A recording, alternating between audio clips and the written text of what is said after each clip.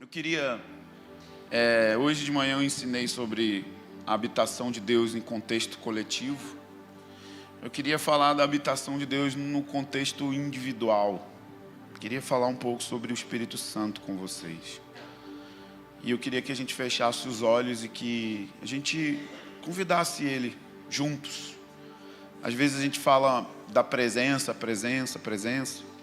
mas essa presença é o Espírito Santo.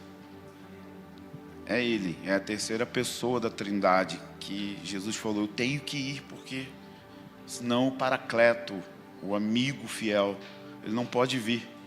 Então nós queremos juntos aqui dizer para o Espírito Santo que está dentro de nós que ele tem liberdade para agir hoje, que ele pode interromper a pregação, que ele pode vir com cura, que ele pode vir com línguas, que ele pode vir com fogo, que ele pode vir com paz, que ele pode vir como ele quiser vir. Espírito Santo, nós honramos a sua presença dentro de nós. Você é Deus que revela Deus. Você é o poder que ressuscitou Jesus de dentre os mortos e que foi liberado sobre a igreja, que inspirou as Escrituras, que inspirou os profetas a verem o dia do Senhor. Você é uma comunhão. Obrigado por estar aqui agora. Nós queremos pedir gentilmente, vem sobre esse lugar. Enquanto falamos sobre você, ensina-nos a estar sensíveis ao que você quer fazer, para onde você quer ir. Diga a você mesmo, repita essa oração: Espírito Santo, eu te recebo nesse lugar. Eu dou boas-vindas. Eu aceito o seu mover. Como você quiser. Mova como quiser. Nós te queremos e te honramos nesse lugar. Amém. Eu queria ler alguns versículos que foram saltando na minha mente enquanto a gente estava ali adorando. E eu queria que os versículos por si só falassem ao nosso coração. Então vamos lá, João capítulo 3, versículo 34. Enquanto nós falamos sua palavra, unge ela, Espírito Santo. Faz ela queimar no nosso coração. Pois aquele que Deus enviou, falando sobre Jesus, pois aquele que Deus enviou fala as palavras de Deus, porque Deus dá a ele o Espírito sem medida, ou em umas traduções, sem restrição alguma. Então o texto está dizendo que Jesus tinha o Espírito Santo sem medida. Então existem medidas que a gente pode ter do Espírito Santo. Existem níveis do quanto a gente pode ter dele. Porque o próprio Jesus depois, mais na frente, vai dizer que do nosso interior fluirão rios, no plural. E ele falava sobre o Espírito Santo. Então eu entendo que são diversos tipos de manifestações que o Espírito Santo pode fazer através de pessoas sedentas. E às vezes a gente tem um pouquinho só para a gente. Mas o Espírito Santo não é alguém que fica contido simplesmente para te fazer sobreviver a próxima semana. Ele é o poder da força de 1 bilhão de sols dentro de você agora. Não amanhã, não daqui a 10 anos. O poder que arrancou o corpo morto de Jesus dentro de você todo dia. Agora existem medidas em que essa vida flui. Existem medidas em que a gente se relaciona com essa pessoa. Na história a gente encontra alguns homens que tinham essa relação com o Espírito Santo, de que só entrar em um lugar, sem falar nada, o ambiente mudava. Pessoas tinham consciência de que aquele lugar tinha se tornado um lugar santo, sem que aquela pessoa pregasse, cantasse, orasse, porque a medida da hospedagem da presença era significativamente manifesta. Então o Espírito tem medidas. 1 Coríntios 2,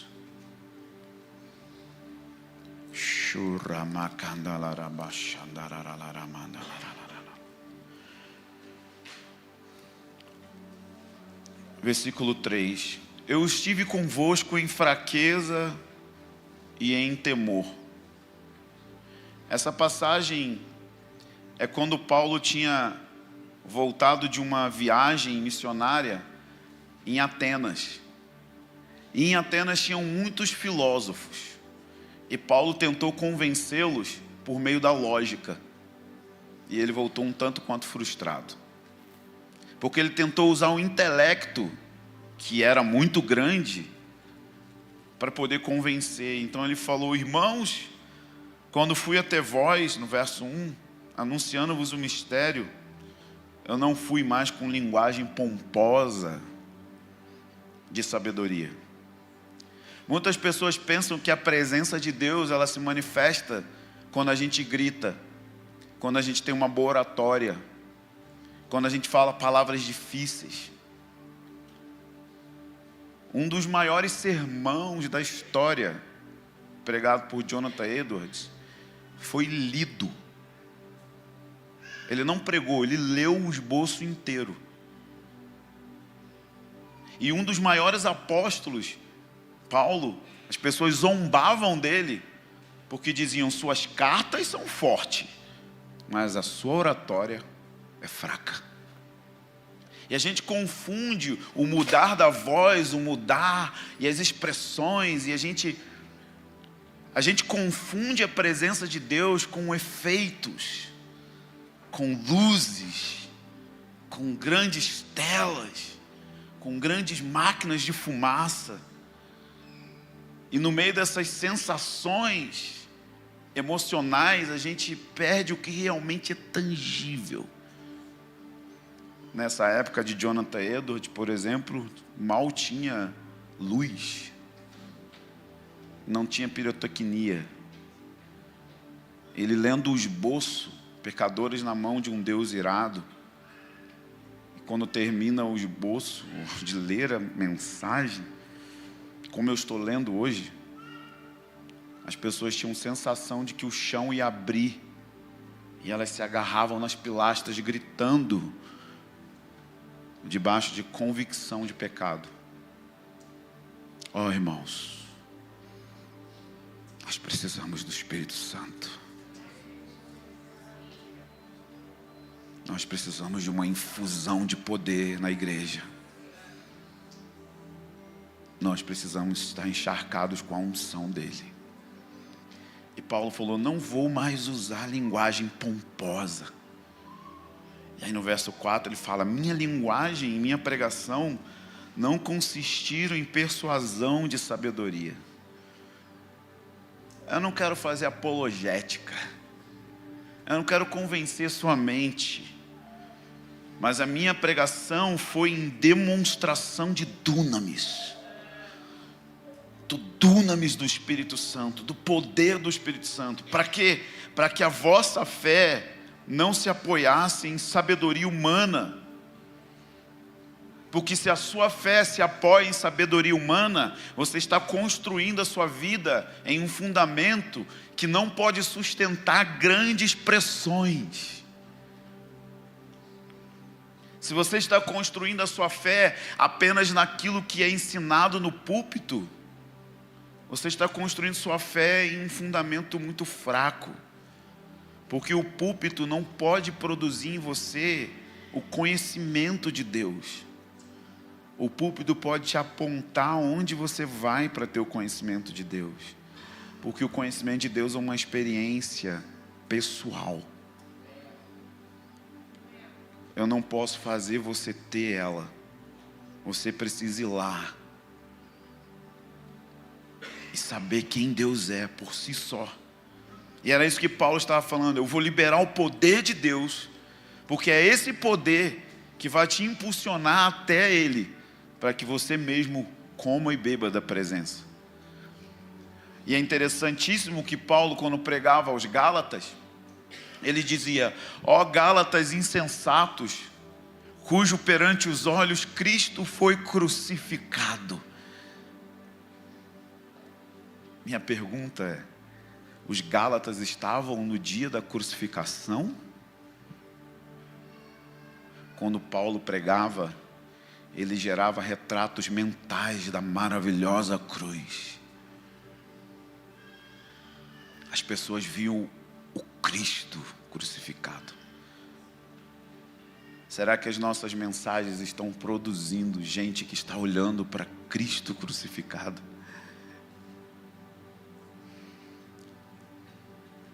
Hebreus capítulo 2.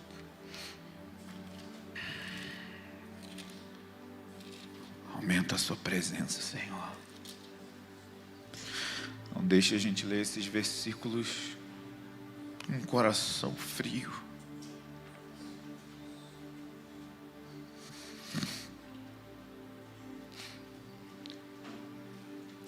Esta salvação, segunda parte do 3, essa salvação tendo sido anunciada inicialmente pelo Senhor, depois foi confirmada a nós, por aqueles que ouviram, os apóstolos, os discípulos, e juntamente com eles, por meio de sinais, Deus testemunhou feitos extraordinários, diversos milagres e dons do Espírito Santo, distribuídos segundo a sua vontade. A pregação apostólica nunca foi desassociada de sinais e maravilhas. E de alguma forma, por mais que a gente não diga isso, nós somos continuistas, porque cremos na continuidade dos dons, mas a nossa prática é cessacionista. Porque a gente consegue passar meses e anos pregando o Evangelho ou ensinando nos nossos púlpitos sem confirmação de sinais e maravilhas, como se sinais e maravilhas tivesse associado a um contexto de carismáticos loucos. E a gente olha todo o exagero do movimento carismático pentecostal e a gente abre mão de viver aquilo que está disponível para cada um de nós, que é ter uma pregação que é confirmada por sinais e maravilhas, diversos milagres. Não é um milagre aqui, outro ali.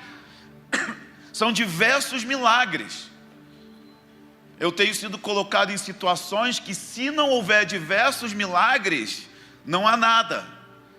Eu tenho me colocado em lugares e com pessoas que, se não houver diversas manifestações do Espírito Santo, não vai adiantar nada. Nós podemos usar muitos aparatos para dar sensações de que o Espírito Santo está movendo. Mas quando você está no meio de um lugar de extrema pobreza, que não tem teclado bom, que não tem guitarra boa, que não tem banda boa, que não tem gente afinada, o que você faz para liberar o poder de Deus? Você não pode produzir sensações. E talvez isso tenha sido fogo estranho. Um fogo que não é autêntico, que é produzido por sensações. Eu estive numa igreja em Ecatepec, na cidade, perto da cidade do México. Uma igreja daqui e ali, com 30 pessoas. Não tinha aquário, não tinha som. Cássiozinho, aquele, sabe? Você está ligado, né? E quando eu comecei a pregar, 2 crianças, uma de 4 e de 6 anos, começaram a me entender em português. E começaram a chorar convulsivamente. E no final, eles vieram falar comigo. Os dois, com o pai, eram filhos do pastor. Eles estão sendo muito movidos por Deus. Eles querem que você ore por eles. Em outro lugar, o Espírito Santo caiu em uma cidade do Golfo do México. E eles foram batizados em línguas. E o pastor pegou o Google Tradutor e botou nas pessoas que oravam em línguas. O Google traduzia em português. Eu vou estar em novembro nessa igreja. E eu comecei a ver essas coisas de novo. Fazia muitos anos que eu não via no Brasil. E eu falei, esse lugar de extrema pobreza, sem o aparato das grandes telas, das grandes luzes, sem os nordes ungidos, sem os pedais maravilhosos, onde você não pode produzir sensações, ou Deus vem, ou você está perdido.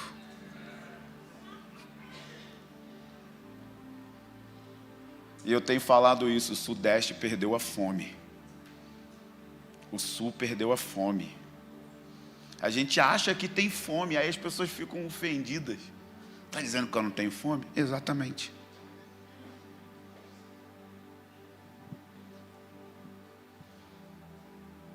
Lembra? Tem medidas do Espírito. E as medidas vêm de acordo com o tamanho da fome. Danduque ensinou isso várias vezes. Você vai ter de Deus a medida do tamanho da sua fome. Você tem o tanto de Deus de acordo com o tanto de fome e sede que você tem. Se você está satisfeito com os efeitos da guitarra, com as luzes e com as fumaças, se você está satisfeito com os cultos de domingo, tudo bem, é isso que você vai ter de Deus. É só isso que você vai ter de Deus. Se você está satisfeito com as conferências, com os arrepios, é só isso que você vai ter de Deus. Mas eu vim aqui te anunciar, existe um nível de fome que vai liberar a autenticação de sinais e maravilhas na pregação do Evangelho. E que está disponível para cada pessoa que está aqui, na medida da fome que você tem disso. Mas eu também quero te encorajar a ir comigo para a Ilha de Marajó ano que vem. Porque não existe uma melhor experiência do que ir em lugares de extrema necessidade, onde você não pode produzir nada, porque não tem efeitos humanos. Não tem nada técnico. É uma escola de missões, de uma escola pública,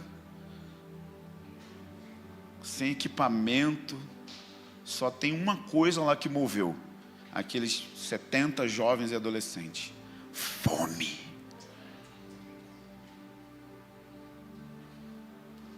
Fome que libera sinais, fome que libera curas, fome que libera salvação, fome que está liberando batismo nas águas.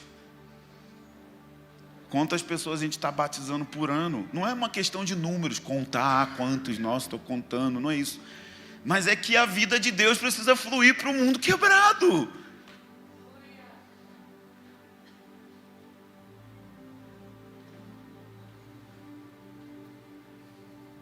E os apóstolos falaram. Começou pelo Senhor Jesus, mas também por nós. Então, os sensacionistas vão dizer: ah, mas os sinais e os prodígios eram para autenticar a mensagem apostólica. Então, quando os apóstolos morreram, então não precisa mais desses sinais, porque agora a gente tem a palavra. Então vamos em Atos 6.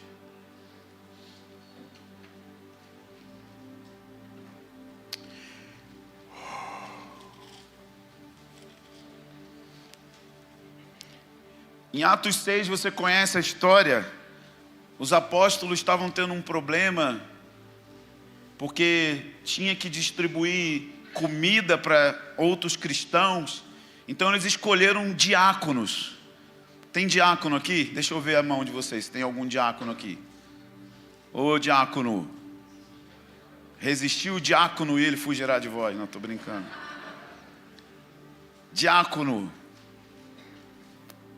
Olha para que serve um diácono, além de servir as mesas. Estevão era um diácono. Foi escolhido ali entre os 7. Proposta que agradou a todos. Verso 5. Elegeram Estevão, um homem cheio de fé e cheio do Espírito Santo. Diáconos não são pessoas para dar envelope na hora da oferta. Eu estou antiquado, na época não tem mais envelope. Então eu não sei o que o diácono serve hoje. Que na minha época era para botar o terno no dia de ceia, servir os elementos da ceia e depois para dar os envelopes de dízimo.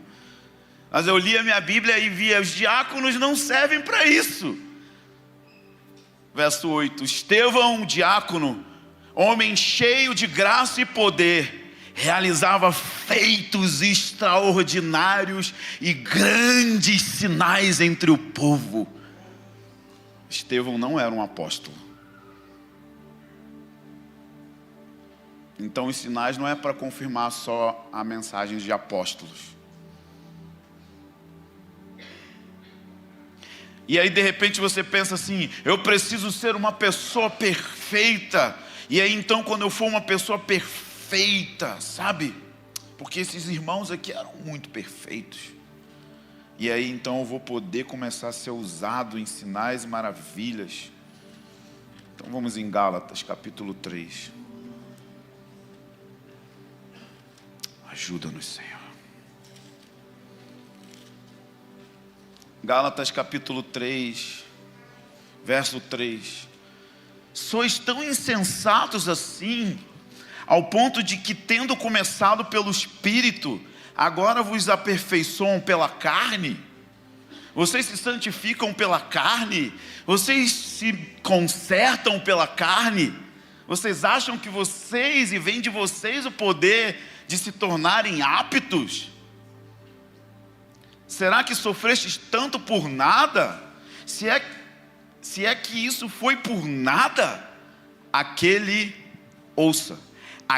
que vos dá o Espírito e que realiza milagres entre vós, será que ele faz pelas obras da lei ou pela fé naquilo que ouviram?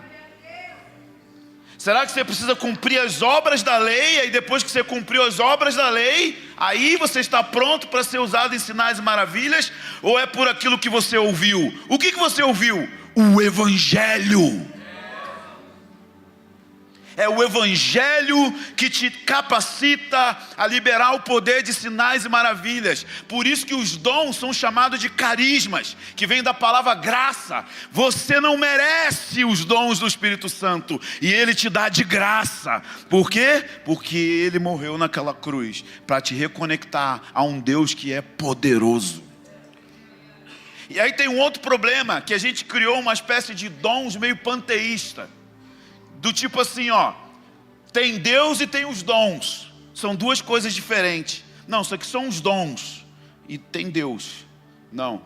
Paulo ensina em 1 Coríntios 12 ao 14, que quando os dons se manifestam, é o próprio Deus manifestando. Por isso que ele fala que quando tem profecia, entra o incrédulo e ele vai saber que Deus está presente. Então, se eu rejeito os dons, logo eu estou rejeitando quem? Deus. Porque não tem esse negócio de os dons e Deus. Quando os dons estão fluindo, é o próprio Espírito Santo que está fluindo no nosso meio. E aí nós temos essa ideia de primeiro eu fico perfeito, depois os dons fluem. E ouçam assim, abrindo parênteses, eu não estou dizendo, em hipótese alguma, que você pode continuar tendo dom sem aprimorar o caráter, tá bom? Eu não estou dizendo isso. Eu só estou dizendo que enquanto você fica com esse pensamento equivocado de que você precisa se auto-santificar e não crê no Evangelho que te justificou e que te capacita a entrar diante de Deus e desejar ardentemente os dons espirituais, esse é um mandamento apostólico: desejem ardentemente os dons do Espírito Santo, porque eles servem para edificar a igreja e tornar Deus vivo ao mundo. Por meio da mensagem do Evangelho. Você prega o Evangelho e confirma ele com a manifestação dele mesmo. Então a igreja, ela precisa ser uma igreja organocarismática. Que palavra bonita. Ela tem que ser organicamente edificada pelos dons do Espírito, que fluem por meio de diversos membros do corpo. Mas como que é a nossa igreja? 2 dons, o que prega e o que canta. Onde estão os membros menores, as pessoas mais simples, que estão se edificando mutuamente?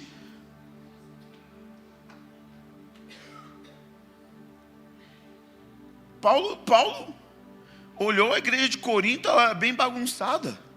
Mas ele não falou assim, para primeiro aqui, conserta isso, depois busca os dons. Não, ele falou assim, desejai ardentemente. Essas coisas não se opõem, dons e caráter, elas andam juntas. O que ele estava corrigindo é o equívoco da gente achar que primeiro, ou de olhar a Bíblia, sabe? Tipo, eu olho para Elias e penso assim, nossa, mas Elias era o cara.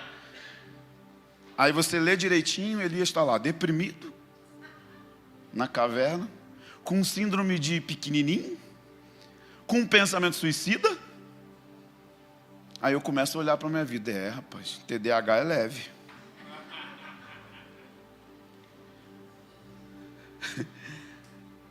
Não.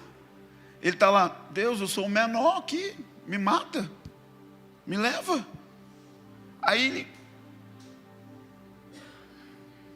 Tiago vai falar, Elias era um homem como a gente, sujeito às mesmas paixões.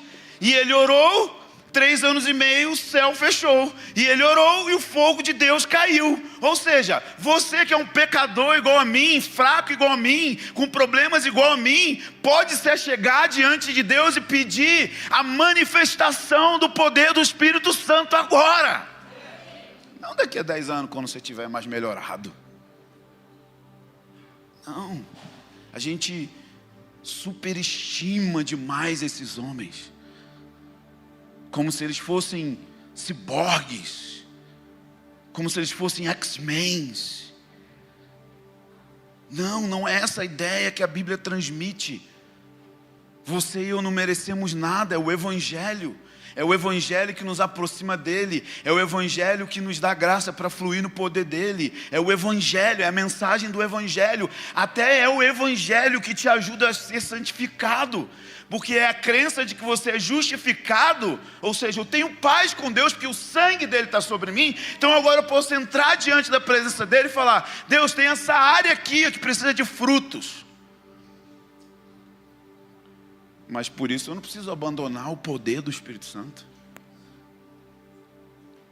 Estamos juntos? Tiago capítulo 4.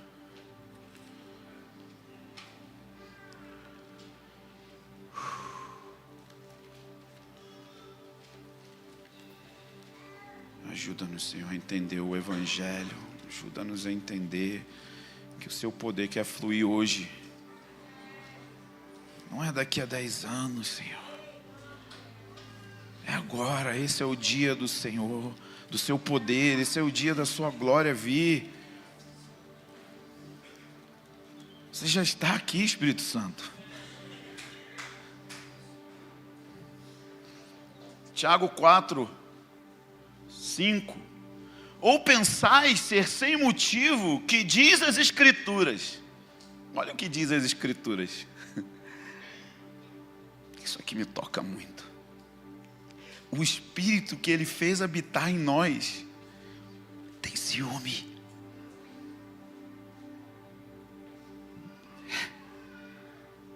Qual é o segredo para desenvolver os frutos do Espírito? É entender essa passagem. O Espírito que Ele fez habitar em nós tem ciúme. Não quer te dividir com nada. Com nenhum ídolo, com nenhuma carnalidade. Ele quer consumi-lo. Mas o que a gente faz? A gente fica olhando para a nossa fraqueza. A gente fica olhando para os nossos pecados. A gente fica olhando para aquilo que a gente não consegue melhorar no casamento e tudo. Aí a gente vai entrando num poço de condenação, que a gente se enfia ali e fica se autocomiserando, ao invés de olhar para a Escritura, pegar ela e orar. Ei, Espírito Santo, você tem ciúme de mim, mas eu estou dividido com toda essa bagunça aqui, ó. Me faz sentir esse ciúme queimando em mim. É o que eu mais tenho clamado, porque se eu tiver um encontro com o Espírito Santo do jeito que eu espero que eu vou ter, e que eu posso ter, eu acho que eu vou ser um melhor marido. Eu tenho certeza que o Espírito Santo ama meu casamento, porque Ele ama a família. E é isso que eu estou pedindo, Espírito Santo.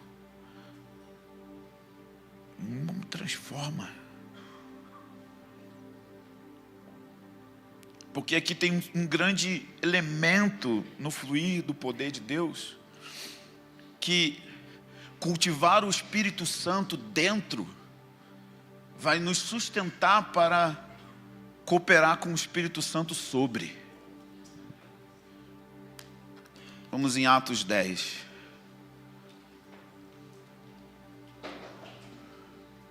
Versículo 38.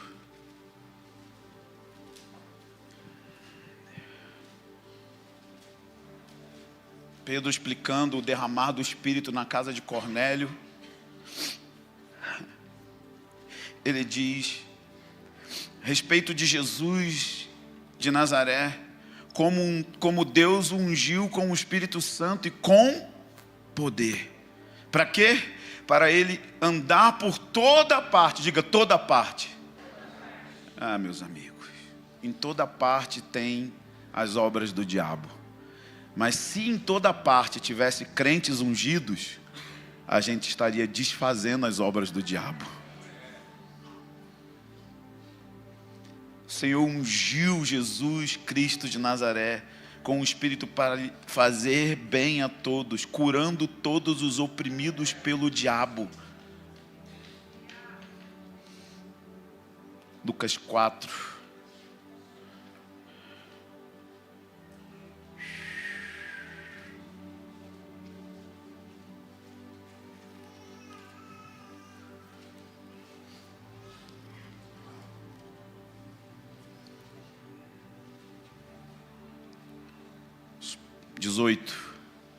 O Espírito do Senhor Deus está sobre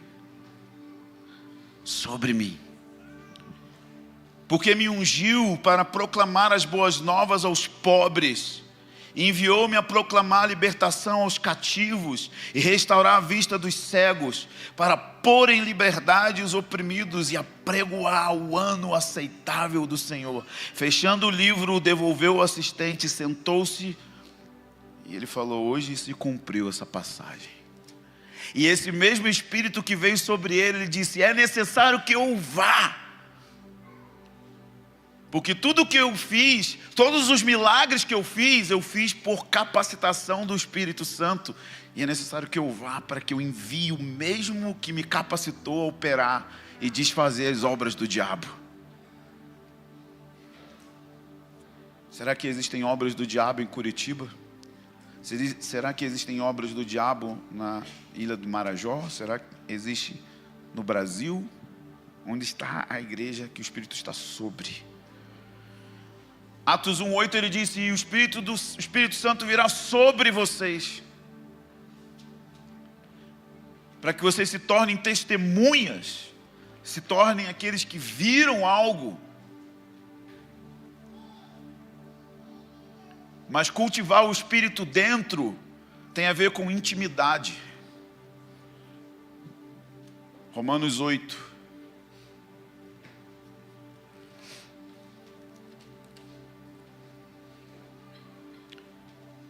Verso 15. Porque não recebeste um espírito de escravos para vos conduzir ao medo, mas um espírito de adoção, pelo qual clamamos, Abba, Pai. O próprio Espírito dá testemunho em nosso espírito de que somos filhos de Deus. É o Espírito dentro, é a intimidade, é saber quem você é em Deus. Quando você sabe quem é em Deus, você não vai querer ter cargos que não são teus. Você não vai querer posição ou qualquer coisa, você não vai querer usar os dons para se promover. Você vai ter entendimento de que você é filho, de que você não precisa de aplausos e que aqueles dons que você tem servem simplesmente para edificar o outro, servem para consolar o outro, serve para libertar os outros. Aquilo não é uma ferramenta de autopromoção, porque o Espírito dentro de você está falando: você é meu filho e não tem título maior do que esse. Podem os homens não te ver, podem os homens não te aceitar, podem você sentir que você não tem, sabe? Você entende o que eu estou dizendo? E ao mesmo tempo nós vamos ter uma cultura de corpo. Estou lendo bastante sobre isso. Um autor chamado Sam Storms.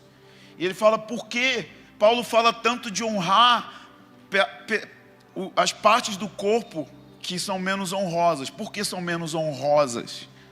Porque elas são invisíveis. Talvez os órgãos internos, não fala claramente que é, mas são os membros do corpo que estão cobertos, eles não aparecem. Mas eles são fundamentais para o funcionamento do corpo. Então o Espírito Santo, ele dá dom segundo o que ele quer, a quem ele quer, do jeito que ele quer, e ele coloca pessoas nesse corpo. A uns são apóstolos, outros operadores de sinais, a outros o ensino, tem o dom de servir, tem o dom de contribuir. Todos são chamados a contribuir, mas tem aqueles que têm dom de contribuir, dom de misericórdia. Talvez esses dons não são muito vistos, mas eles estão liberando o poder de Deus. E a gente precisa aprender a honrar esses que não estão atrás da plataforma, mas que estão desfazendo as obras do diabo, através da contribuição, através da misericórdia, cuidando dos pobres, cuidando dos órfãos. São dons, e são manifestações do poder do Espírito Santo, que nós limitamos apenas às vezes às línguas. Nós precisamos revisitar a nossa teologia dos dons espirituais, a nossa prática deles. Até mesmo a nossa doutrina de batismo com o Espírito Santo precisa ser revisitada.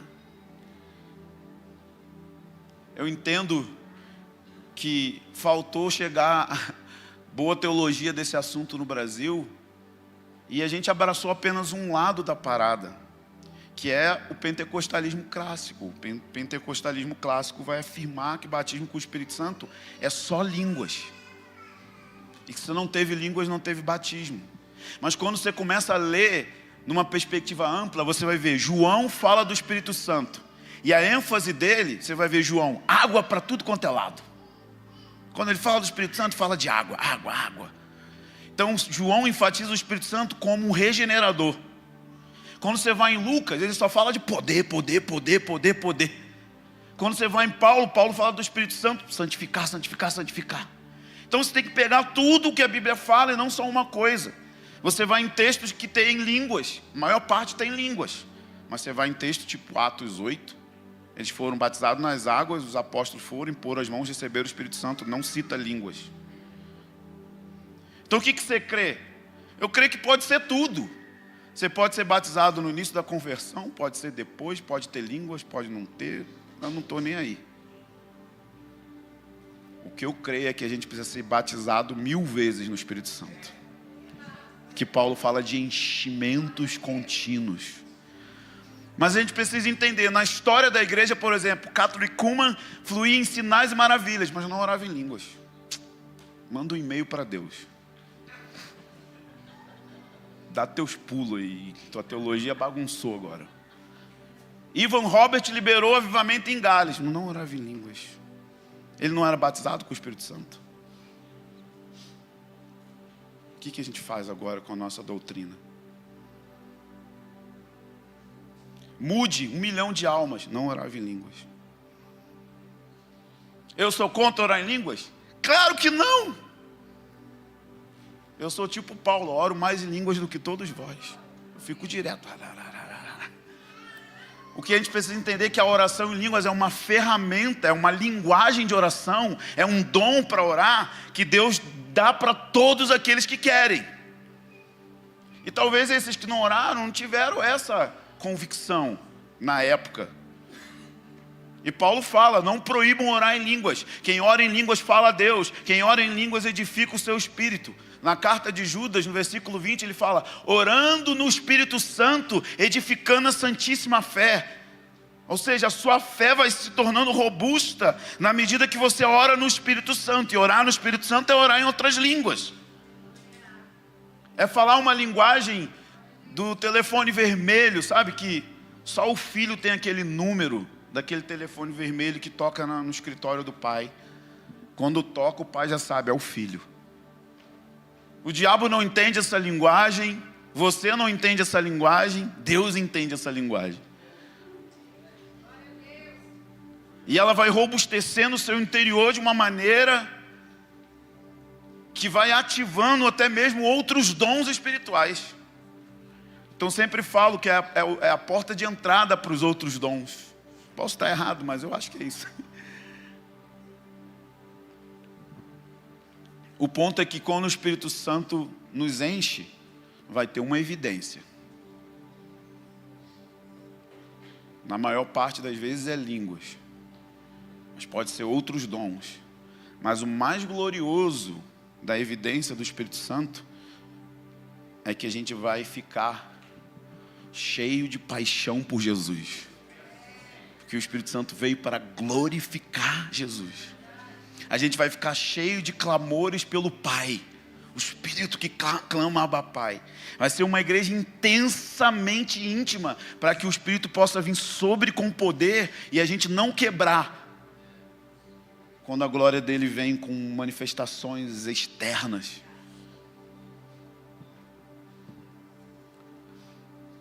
E isso está disponível para a gente hoje.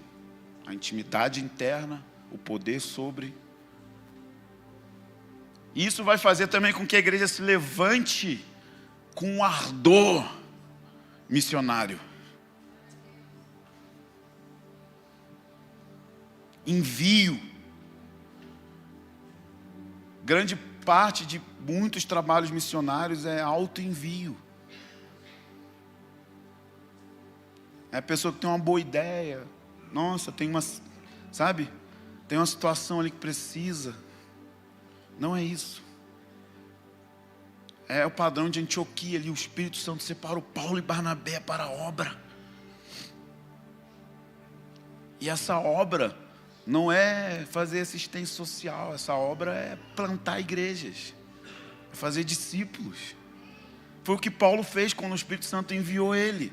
Imagina a gente tendo uma igreja tão cheia do Espírito Santo, que daqui a pouco a Cornerstone está enviando 4 famílias para plantar uma igreja no interior do Paraná. Equipes apostólicas saindo daqui para diversas regiões do estado e até para fora do Brasil. O Espírito Santo vai começar a pôr peso no coração por regiões. E vocês vão ser enviados com a autenticação e o selo do Espírito Santo para ir e desfazer as obras do diabo em outras regiões da terra, do Brasil, seja lá onde o Senhor quer nos enviar.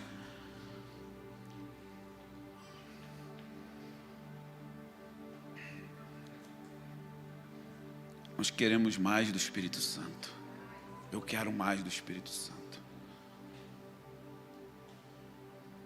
Eu quero mais dele, eu quero ver o rio dele vir com violência sobre nossas reuniões, sobre os nossos ajuntamentos, mas sobre os nossos filhos também, sobre as nossas crianças. Nós não podemos salvar os nossos filhos. O Espírito Santo precisa vir e convencer eles do pecado. A gente pode ensinar várias coisas, os rituais, como cantar, como ajoelhar, como adorar, como dançar na igreja, mas eles precisam nascer de novo. Então o Espírito Santo precisa cair sobre eles.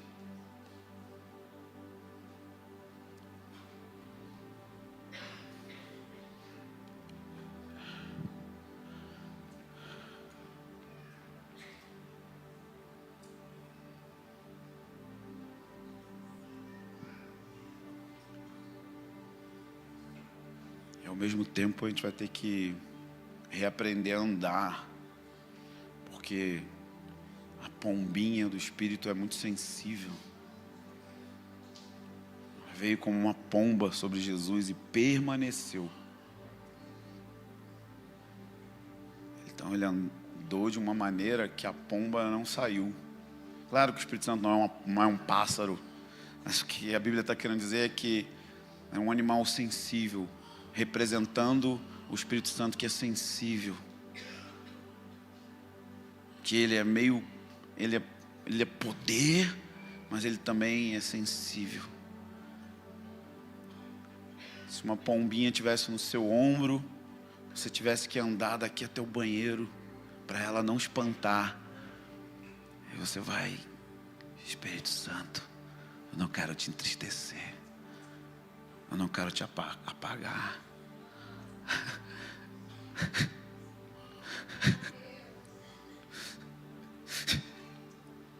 Eu quero ser seu amigo, não quero te comprimir.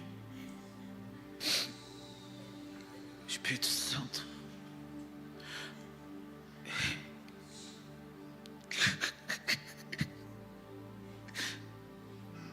Espírito Santo, me ajuda a andar no temor, como o Farley ensinou ontem, no temor do Senhor. Eu não quero te abafar, eu não quero te apagar, não quero acostumar a viver sem seus sinais. Não quero me acostumar em fazer igreja sem ver os enfermos ser curados. Eu não quero pôr na conta da soberania de Deus e não exercitar fé no seu poder. A gente se acostuma com isso. Eu me acostumo com isso. Mas esses dias eu tenho clamado por mais dele. Ainda é um clamor fraco, tão normal, mas é ele que está produzindo isso, porque até isso é ele que produz. O Espírito Santo produz um gemido em mim, por mais de ti. Aquele que tem sede, vem a mim e beba. Será que a gente pode ir até ele hoje, juntos? Não tem outro requisito, ele não fala, pague um preço, faça isso, faça aquilo. Não, ele está falando, se você tem sede, você está com sede de Deus, você se sente seco, sede, que a gente parece que sede é uma coisa espiritual bonita. Não, é seco, você está seco. Você está seco, você se sente seco, sua vida espiritual está seca. Ele fala, vem a mim e beba. Não é sede e fome, parece que é uma coisa de caras brabos assim, sabe? Não, é tipo, é miséria mesmo. É tipo, eu estou seco, eu estou sem o que comer, eu estou com fome. Aí ele fala, vem a mim e beba. É só vir a mim beber. É só vir até ele e falar, eu estou seco, eu preciso que você me toque hoje. Eu preciso que você me encharque hoje com a sua presença. Eu preciso, isso é entregar a ele assim, a nossa fraqueza, o nosso pior. É Deus, vivifica os ossos.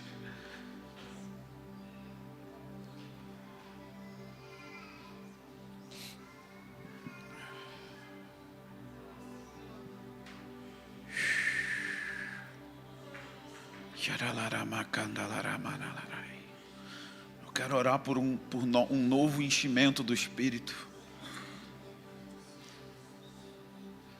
Novo enchimento sobre todos nós, um novo enchimento que vai produzir mais fome e sede, mais sede e fome.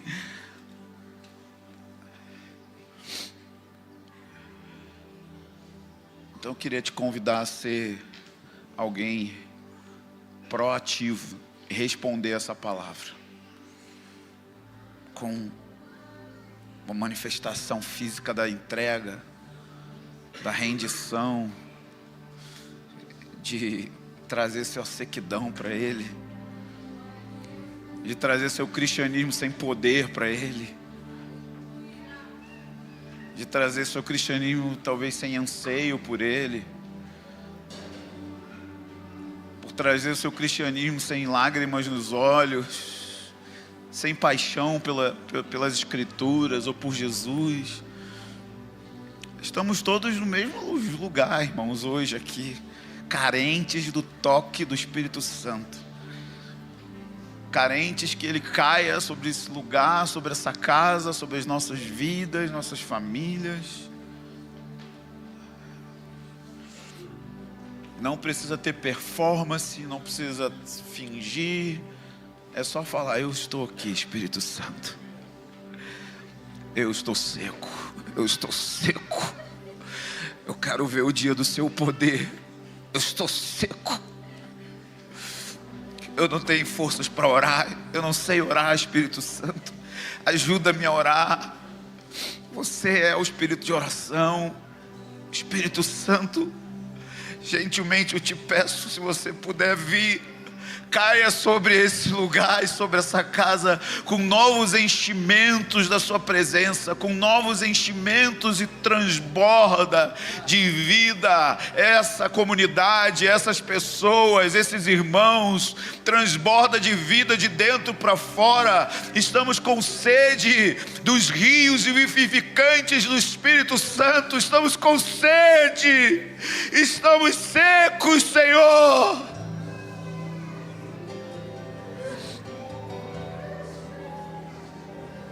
Estamos secos, Senhor.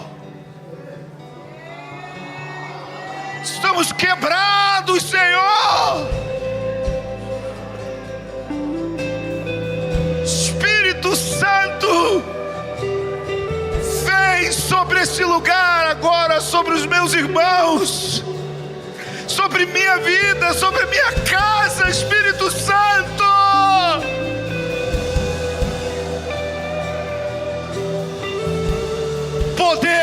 Poder para testemunhar, poder para fluir nos dons, poder para curar os doentes.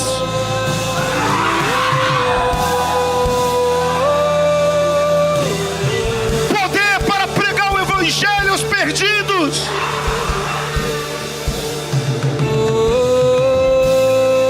Poder, dunamis de Deus,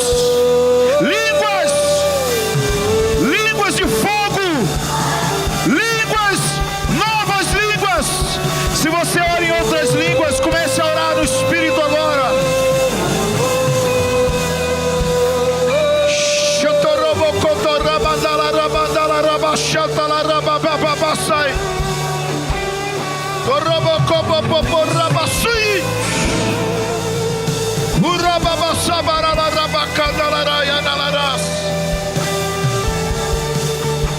Espírito da profecia, dons de curar, dom da fé,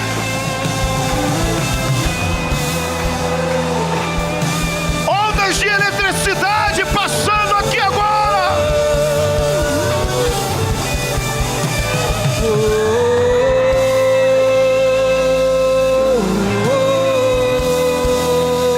Ondas de amor furioso.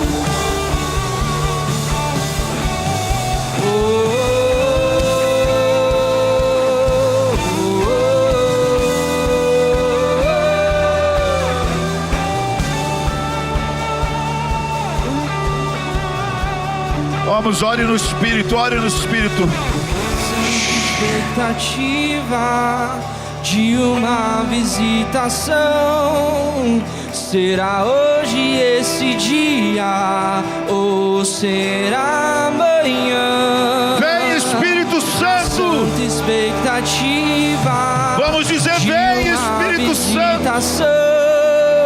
Será hoje esse dia ou será amanhã? Eu estou espreitar de ti. Sim, eu estou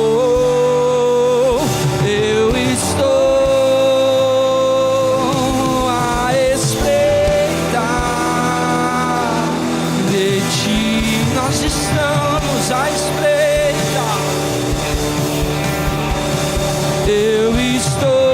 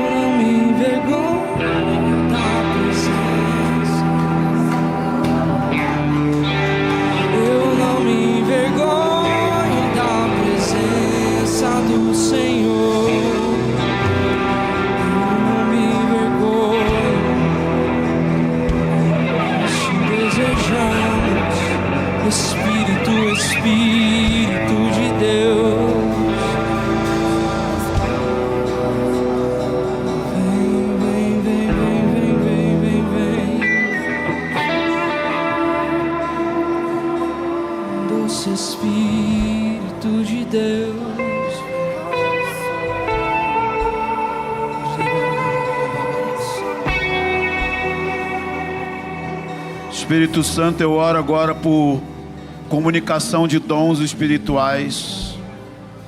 Aumenta a atividade profética nessa casa. Palavras de conhecimento, sabedoria, discernimento de espírito. Algumas pessoas vão começar a receber ativação. Você vai sentir um fogo na tua mão, alguma sensação no teu corpo agora. Espírito Santo, eu oro pela impartição de dons de palavra de conhecimento, aumento na clareza da voz do Espírito, Palavras de sabedoria, discernimento de espíritos agora. Vem, vem, vem, vem, vem, Espírito Santo. Vem, vem, vem, vem, vem, vem, vem, Espírito Santo. Vem, Espírito Santo. Vem, vem, Espírito Santo. Vem, Espírito Santo agora, com dons espirituais. Operação de milagres. Vem, Espírito Santo. Vem, vem, vem, vem, Espírito Santo. Dom da fé. Vem, vem, Espírito Santo. Variedade de línguas e interpretação de línguas. Vem, vem, Espírito Santo.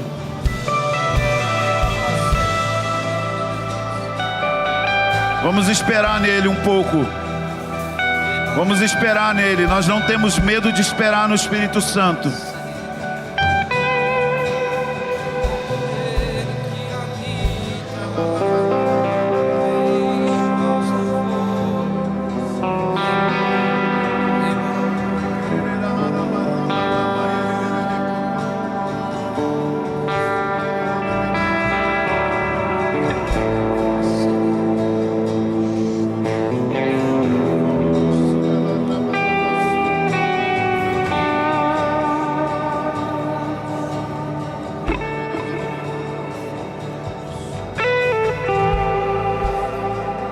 Eu oro por um espírito de coragem e ousadia para pregar o Evangelho.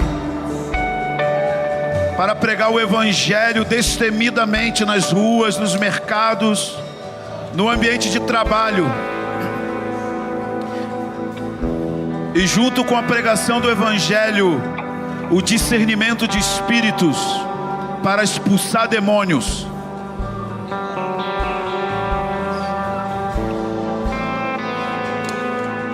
Para libertar os oprimidos.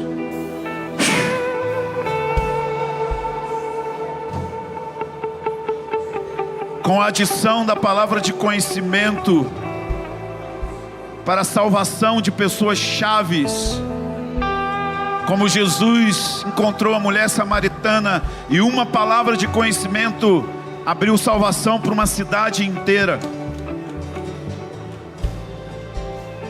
Se você sente um peso, um incômodo para evangelizar pessoas, levante suas mãos aqui.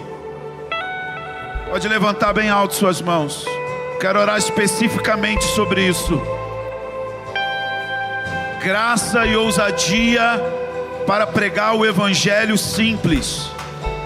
Jesus morreu na cruz por você porque Ele te amou e Ele te livrou da ira de Deus. Porque Ele te amou tanto, Ele deu o Filho dEle. É isso que você tem que pregar. Não inventa. E Deus vai ungir essas palavras.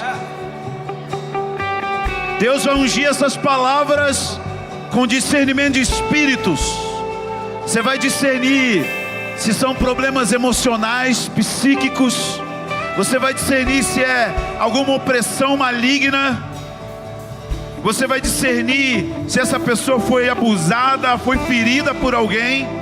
E você vai comunicar palavras de conhecimento específicas que vão abrir a porta para a pregação do Evangelho.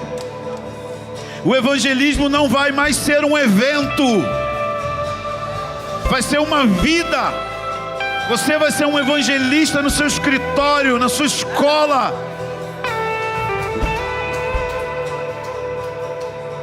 Senhor, levanta os pregadores de rua, levanta os pregadores no mercado de trabalho, os pregadores nas escolas. E libera poder agora, Espírito de Deus, para coragem e ousadia, com a demonstração de sinais e prodígios. Deixa-nos ver essa casa se encher de salvação. Deixa-nos ver essa cidade se encher de salvação por meio de evangelistas do dia a dia.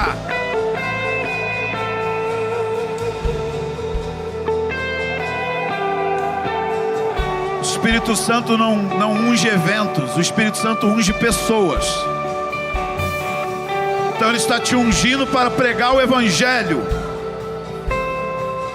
Batismo de compaixão, compaixão, compaixão.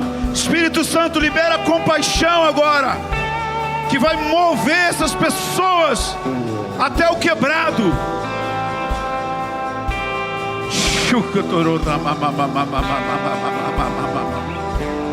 Paixão por Jesus e compaixão por almas. Paixão por Jesus e compaixão por almas.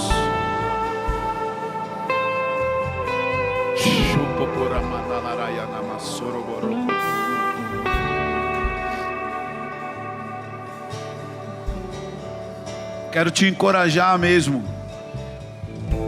Como que a gente cresce nos dons? Obediência.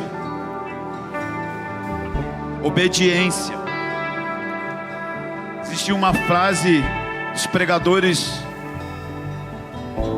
pregadores metodistas que iam de cavalo, os circuit riders, que eram: simples obediência muda a história. Obedecer ao Senhor Ele disse: curai os enfermos, expulsai demônios.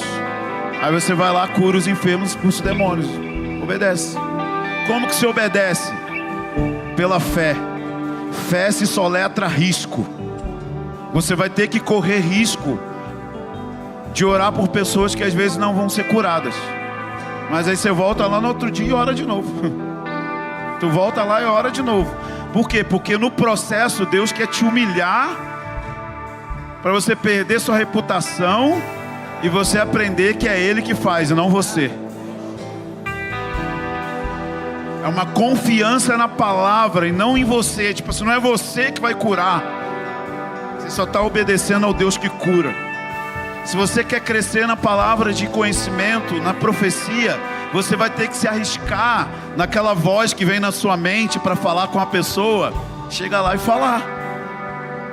Mas fala com humildade. Fala: olha, eu tenho uma impressão, eu ouvi isso assim, não sei se faz sentido, mas eu quero falar para você que eu senti isso. Às vezes vão ser frases simples, mas você vai ter que ir lá. Você vai estar no mercado, vai vir coisa na tua mente para o caixa do mercado. Como que você vai crescer em um dom que você não se arrisca em praticar? Todo mundo aqui tem pelo menos um dom que não está sendo desenvolvido. Não tem como você nascer de novo e não ter nenhum dom. Mas por obediência, o Senhor disse: todos podem profetizar. O Senhor disse: ponham as mãos nos enfermos, orem pelos enfermos. Então às vezes você vai estar no mercado, a pessoa vai reclamar de dor de cabeça. Você vai falar: poxa, eu posso orar por você? Eu creio que Deus pode curar. Vai lá e se arrisca. E qual é o ambiente melhor para a gente crescer, se não na nossa igreja local? Se a gente não praticar isso nos nossos grupos caseiros, onde que a gente vai praticar? Ali não é um ambiente hostil. Então chegou um irmão que está doente, um irmão que está passando situação emocional difícil, a gente vai orar. Às vezes a cura não vai vir no dia, às vezes a cura vem em processo. Há muitos mistérios envolvidos aí, mas às vezes vão vir milagres, a pessoa vai ser curada na hora. E o Espírito Santo se sente honrado com isso. Tipo assim: cara, eles estão crendo em mim mesmo. Eles estão crendo que eu posso fluir através deles. Eles estão obedecendo. Então eu quero desafiar vocês, como dizia o John Wimber: fé se soletra risco. Tem que se arriscar. Como dizia nos anos 2000, tem que pagar mico para Jesus. Tem que pagar mico para Jesus. Porque Deus vai ungir uma igreja que está voltada a confiar nele. De falar: eu não posso fazer isso, eu não tenho condição de fazer isso. Espírito Santo, isso não tem a ver com personalidade. Tipo assim, eu sou mais ousado, outro é menos ousado, eu sou mais falante, eu sou menos falante. Eu particularmente tenho muita dificuldade e muita vergonha das pessoas. Parece que eu sou uma pessoa sem vergonha. Mas eu comecei a pregar o evangelho nos ônibus do Rio e eu tinha muita vergonha. Tinha dor de barriga. Eu ia lá, contava até 3, assim, 1, 2, 3, virava e começava a pregar. Não era um evangelista. Eu só tinha um fogo queimando dentro de mim. E aquele fogo, cara, era de verdade. Eu sentia que tinha uma coisa dentro de mim assim, que se eu não falasse para alguém, eu ia explodir. Eu ia explodir se eu não pregasse para alguém. Mas eu não era uma pessoa que sabia lidar muito bem com desconhecidos. Num ônibus hostil, no calor do Rio de Janeiro. E até hoje eu não sou. Eu sinto que a mão de Deus vem sobre mim. É exatamente essa sensação. A mão de Deus vem sobre mim e eu fico ousado. Aí eu puxo a perna que é mais curta. Aí eu oro pelo cara com tumor. É assim. Se eu não sinto a mão de Deus vindo sobre mim, eu fico... Então o que eu tenho pedido esses dias, Senhor, deixa a sua mão vir e ficar sobre mim. Para eu ficar ousado todo o tempo, 24 horas do dia. 24 horas exalando o Espírito Santo. Amém, irmãos?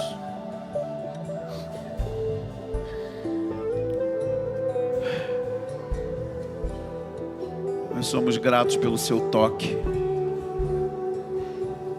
O Espírito Santo, ele faz como um depósito, sabe? Ele vai depositando em nós, assim. Aí tem coisas que a gente vai sacar amanhã. Tem coisas que a gente saca daqui a 10 anos. Depósitos que ele vai pondo no nosso coração, assim. A gente vai se enchendo, se enchendo. Então isso aqui não pode parar aqui. Te encorajo nesses dias de jejum aí que estão aí, a fazer desse lugar um cenáculo do aposento superior, de um clamor por um derramar dele, de espírito de ousadia, de pregação, de sinais, maravilhas, de curas miraculosas. Eu oro, Senhor, para essa temporada de jejum, que seja uma preparação para Lucas 4,18. O Espírito do Senhor nos ungiu para pregar a libertação aos cativos, a proclamar o Evangelho aos oprimidos, a dar vista aos cegos, pôr em liberdade as pessoas. Oro por um aumento, as manifestações sobrenaturais no meio da adoração, no meio do louvor, as visitações angelicais. Vem, Senhor, batizar as nossas crianças com um dom de línguas, com profecia. Nesses dias, Senhor, nesses 40 dias eu te peço, o Espírito Santo, um despertamento maior ainda aqui na comunidade Cornerstone, Senhor. Põe azeite no candelabro e acende a luz. Acende como uma lâmpada no alto da montanha que vai brilhar como um farol.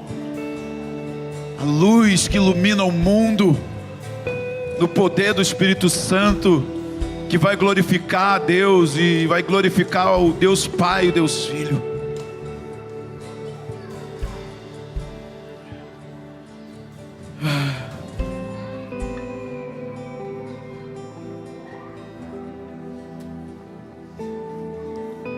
Bendito Espírito Santo. Obrigado por nos visitar e tocar nosso corpo, nosso espírito, nossa alma.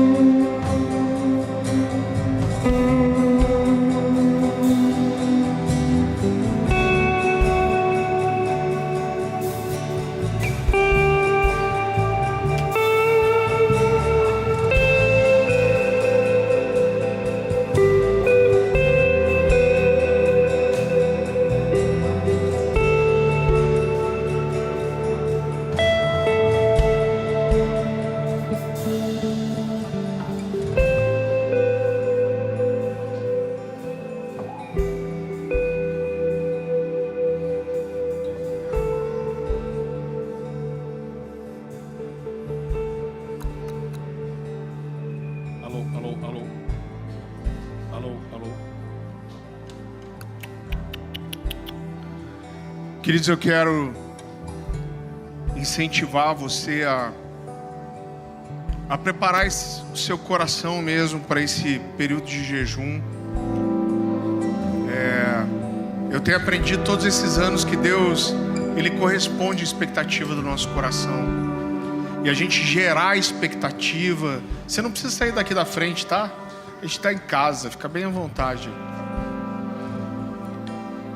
E Deus responde à fome, à sede, à expectativa, né, o desejar pelas coisas do Senhor.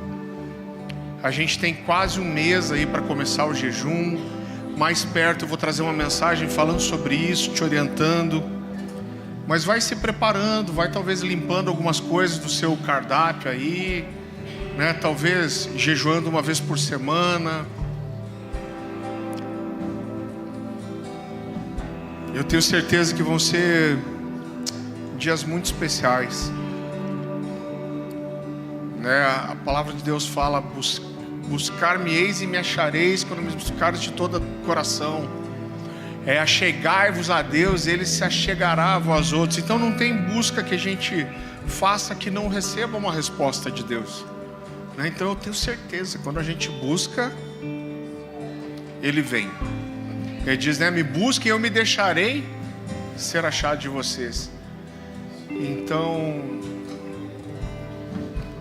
existem muitas coisas que a gente precisa fazer, existem coisas que são organizacionais, né? Até eu quero falar de uma coisa pontual logo depois disso. Mas a gente nunca pode perder essa questão da dependência do Espírito, de desejar o Espírito de Deus, de saber que é Ele que nos capacita para a obra, desejar os dons, arder pela presença de Deus. Irmãos, sempre tem que vir primeiro. Eu costumo dizer que se a gente gastar mais tempo